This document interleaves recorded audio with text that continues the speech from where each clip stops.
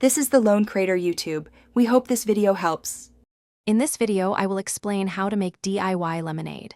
First, let's gather our simple ingredients. You'll need fresh lemons, as they are key for that bright, natural taste. Next, grab some granulated sugar to sweeten your lemonade and balance the tartness.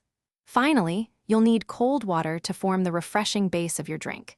These three components are all you need to get started. The secret to perfectly smooth lemonade is making a simple syrup. Combine 1 cup of sugar with 1 cup of water in a small saucepan. Heat this mixture over medium heat, stirring until the sugar completely dissolves. Once clear, remove it from the heat and let it cool to room temperature. This method prevents sugar from settling at the bottom of your pitcher, ensuring even sweetness. Now it's time to bring it all together. Roll your lemons on the counter to help release their juice, then squeeze them until you have about 1 to 1.5 cups of fresh lemon juice. Pour the lemon juice and your cooled simple syrup into a large pitcher. Add about 3 to 5 cups of cold water, then stir everything well. Taste your lemonade and adjust with more simple syrup or water until it's just right for you.